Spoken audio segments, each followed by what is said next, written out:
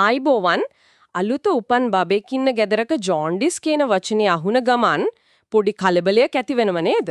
හෝ ඒක ඇත්ත. ඒක පාරටම හැමෝගෙම අවධානය යොමු වෙන්නේ අම්මා දිහාට. හරියටම හිතට එන පළවෙනි බය තමයි මව්කිරි මදිද, කිරිවල මොකක් හරි ප්‍රශ්නයක්ද කියලා. වටෙන් එක එක කතා ඇහෙනවා. පිටිකිරි ටිකක් දෙන්න, මව්කිරි නවත්තන්න, ওই වගේ දේවල්. ඉතින් මේක ඇත්තක්ද නැත්නම් භයානක මිත්‍යාවක්ද? අද අපි මේ ගැන ගැඹුරින් කතා කරන්නයි යන්නේ මව්කිරි දීමයි ජොන්ඩිස් අතර තියෙන සැබෑ සම්බන්ධය මොකක්ද කියලා. ඔව් මේ සඳහා අපි පදනම් කරගන්නවා ඇමරිකානු රෝගපාලන මධ්‍යස්ථානයේ, ඒ කියන්නේ CDC එකේ වාර්තා ශ්‍රී ලංකාවේ කරපු වෛද්‍ය පර්යේෂණ කිහිපයක්. ඒ වගේම හරිම දුර්ලභ සිදුවීමක් ගැන ශ්‍රී ලංකා වෛද්‍ය සංගරාවක පළවුණු වාර්තාවකුත් අපි බලනවා. අපේ අරමුණ මේ කතාවේ ඇත්ත නැත්ත හරියටම තේරුම් ගන්න එක. එහෙනම් අපි මුලින්ම පටන් ගමු. ඔව් මුලින්ම අපි තේරුම් ගමු මේ හැමෝම බය වෙන ජොන්ඩිස් කියන්නේ ඇත්තටම මොකක්ද? ඇයි මේක අලුතුපන් බබාලට මෙච්චර සුලභ? හරි. ජොන්ඩිස් කියන්නේ ඇත්තටම රෝගයක් නෙවෙයි. ඒක රෝග ලක්ෂණයක්. සරලවම කිව්වොත් දරුවාගේ සම සහ ඇස් කහපාට වෙන එක. කහපාට වෙන එක. ඔව් මේකට හේතුව තමයි රුධිරයේ බිලිරුබින් කියන කහ පැහැති ද්‍රව්‍යය වැඩිපුර එකතු වීම. මේක මෙහෙම හිතමුකෝ. බිලිරුබින් කියන්නේ අපේ ශරීරයේ පරණ වතු රුධිරාණු බිඳලා දානකොට හැදෙන අපද්‍රව්‍යයක්. දුමක් වගේ දෙයක්. දුමක් වගේ. දැන් අලුතුපන් බබෙක්ගේ ශරීරයේ ගොඩක් පරණ රතු රුධිරාණු ඉවත් කරන්න තියෙනවා. ඒ කියන්නේ ගොඩක් දුම හැදෙනවා. හැබැයි ඒ දුම එළියට දාන චිමිනිය, ඒ කියන්නේ බබාගේ අක්මාව තාම පොඩි. ඒ කියන්නේ කාර්යක්ෂමතාවයත් අඩුයි. හරියටම.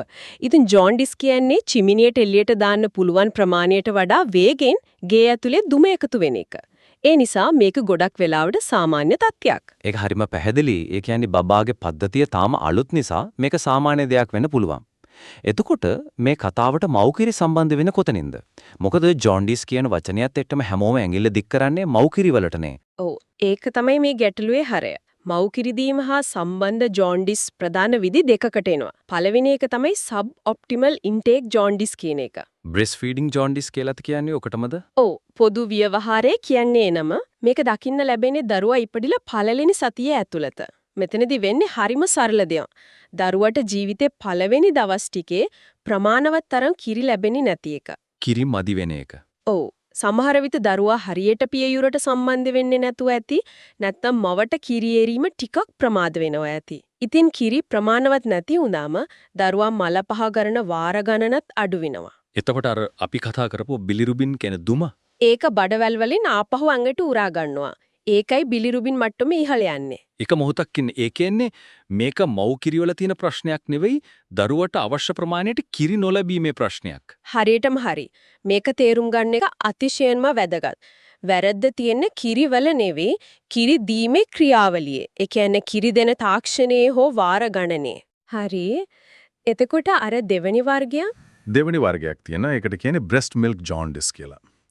මේක ගොඩක් වෙලාවට මතුවෙන්නේ සති දෙකකට විතර පස්සේ. ඒකට ඊටාම දුර්ලභයි.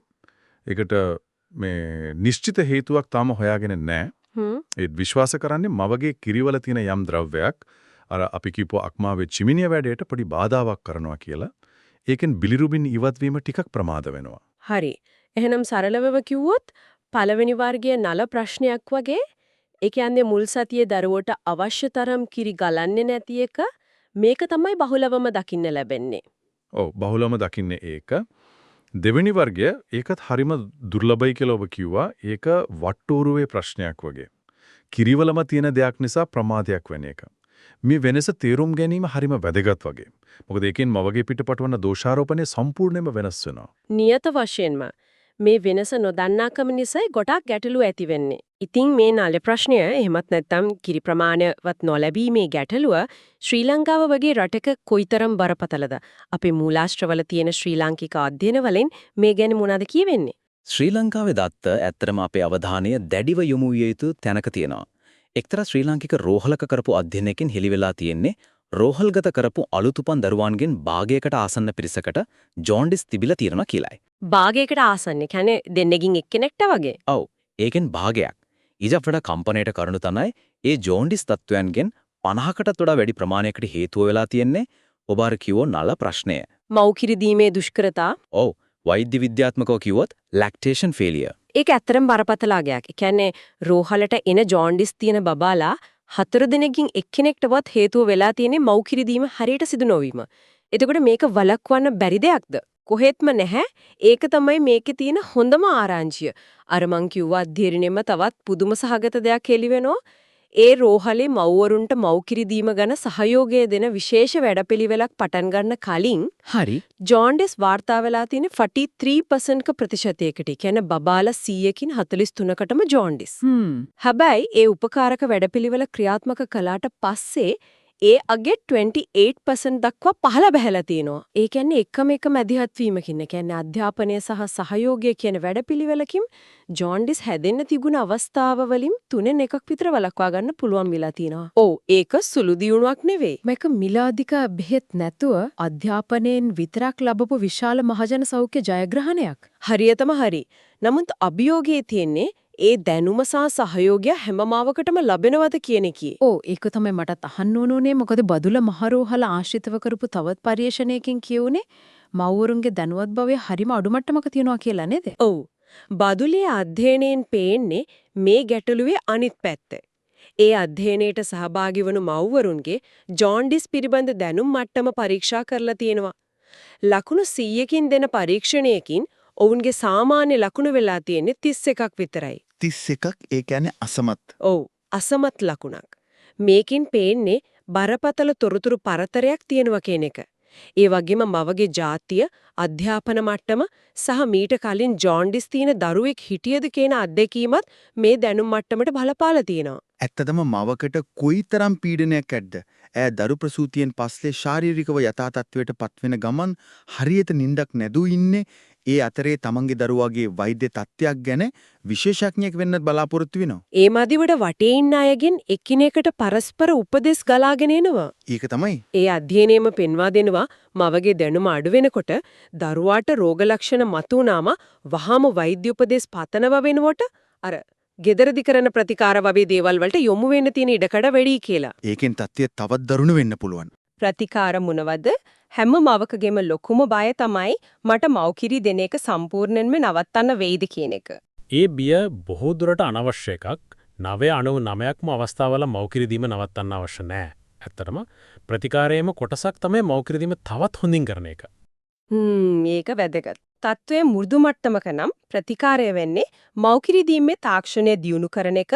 ඒ කියන්නේ දරුවාව නිබරදිව පියයුරට සම්බන්ධ කරගන්න හැටි ඉගෙන ගන්න එක, දවසකට 8-12 වතාවක් වගේ නිතර කිරි දෙන එක. සෞඛ්‍ය සේවකයන්ගෙන් මේකට සහයෝගය ගන්න පුළුවන්. ඔව්. තත්වය මීට වඩා ටිකක් බරපතල නම් මොකද වෙන්නේ? තත්වයේ මධ්‍යස්ථ මට්ටමක නම් බහුලවම පාවිච්චි කරන ප්‍රතිකාරය තමයි ප්‍රකාශ චිකිත්සාව. එහෙම නැත්නම් ෆෝටෝ තෙරපි. අර නිල් ලයිට් එකට තියෙන එක. ඔව්. නිල් පාට විශේෂ ආලෝකයක් දරුවාගේ සමට යොමු කරන එක. මේ ආලෝකයෙන් වෙන්නේ සමය තන්පත් වෙලා තියෙන බිලිරුබින්, ඒ කියන්නේ අර දුම ශරීරයට පහසුවෙන් මුත්‍රා සහ මල පහ එක්ක එළියට දාන්න පුළුවන් සරල ද්‍රව්‍යයක් බටපත් කරන එක. මේ ප්‍රතිකාරය කරන අතරතුරේදීත් නිතර මව්කිරි දීම දිගටම කරගෙන යන එක අත්‍යවශ්‍යයි. ඊටාම දුර්ලභ බරපතල අවස්ථාවකදී විතරයි රුධිර පරවිලයනය වගේ ලොකු ප්‍රතිකාරයකට යොමු වෙන්නේ. එතකොට අමතර පෝෂණය? ඒ කියන්නේ පිටිකිරි වගේ දේවල් දෙන්න වෙන අවස්ථා ගැන මොකද කියන්නේ? ගොඩක් වෙලාවට ජොන්ඩිස් කිව්ව ගමන් ළඟම ඉන්න කෙනෙක් කියන්නේ පිටිකිරි ටිකක් දීලා බලන්න කියලානේ.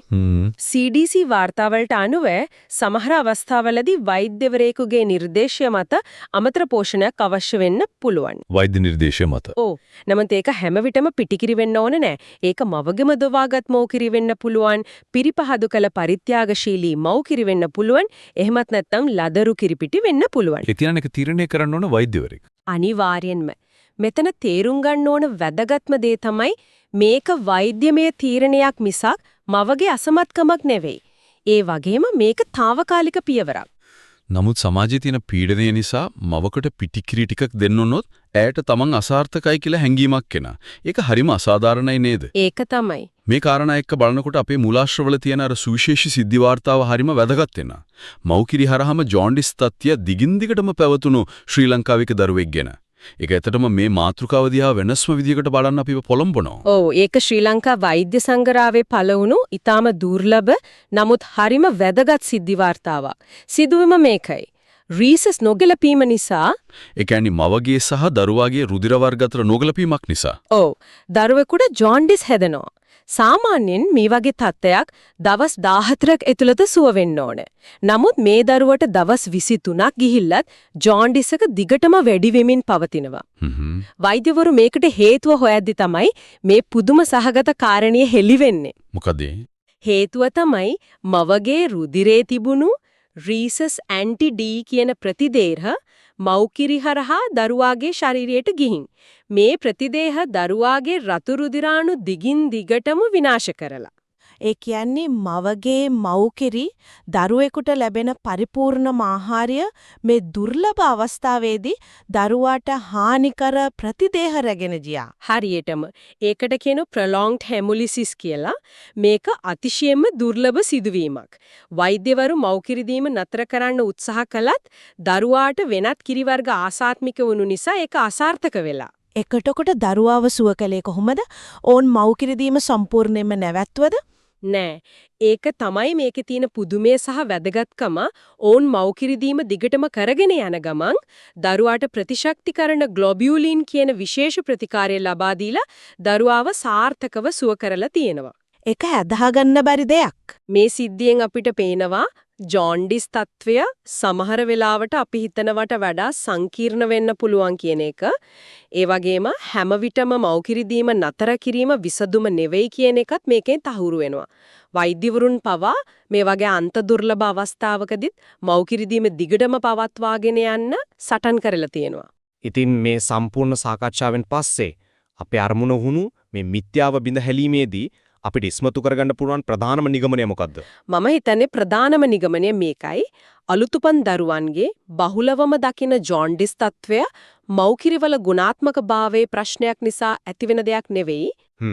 එය බොහෝ විට මවට සහ දරුවාට මව්කිරි දීම ක්‍රියාවලිය සාර්ථක කර ගැනීම සඳහා අවශ්‍ය නිවැරදි දැනුම, මඟ පෙන්වීම සහ සහයෝගය නොලැබීමේ ප්‍රතිඵලයක්. ඒ කියන්නේ මේක බොහෝ විට වෛද්‍යමය අසමත්කමකට වඩා සමාජීය සහ අධ්‍යාපනික සහයෝගය අඩුවක්. හරියටම. ඒක ඊටම බලවත් ප්‍රකාශයක්. ඒ කියන්නේ අපි දරුවාගේ සමේ කහපාට දිහා බලනකොට ඇත්තටම අපි දකින්න ඕන මව වටා තියෙන සහයෝගී පද්ධතිය හිස්තැන්. නියත වශයෙන්ම ජොන්ඩිස් සඳහා ප්‍රතිකාර කරන අතරතුර අපි මවට දෝෂාරෝපණය කරනවා වෙනුවට ඇයට සහයෝගය දී යුතුයි. ඇගේ විශ්වාසය ගොඩනැගිය යුතුයි. ඇත්තටම අලුතුපන් බිලිඳකුගේ ජොන්ඩිස් වැනි තත්වයකදී අපේ අවධානය නිතැතින්ම යොමු වෙන්නේ දරුවාගේ ශරීරයට, බිලිරුබින් මට්ටමට, ප්‍රතිකාර ක්‍රමවලට. ඒ කියන්නේ දරුවාගේ ශාරීරික සෞඛ්‍යයට පමණයි. ඔව්. නමුත් මෙම මූලාශ්‍රය අපට පැහැදිලිවම පෙන්වා දෙනවා මවගේ දැනුම, ඇයට ලැබෙන පවුලේ සහ වෛද්‍යවරුන්ගේ සහයෝගය සහ ඇයගේ මානසික ශක්තියත් මේ ක්‍රියාවලිය කොතරම් තීරණාත්මක කොටසක්ද කියලා. ඒක ඇත්ත. ඒ නිසා දරුවෙකුගේ සෞඛ්‍ය ගැන සිතන විට මව්කිරි දීමේ ගැටලුවකදී මවට දෝෂාරෝපණය කරනවා වෙනුවට ඇව සවිබල ගන්වන ඇයට සහාය දෙන පරිසරයක් නිර්මාණය කිරීමේ වැදගත්කම ගැන අපි නැවත වතාවක් සිතා බැලිය යුතු නොවේද?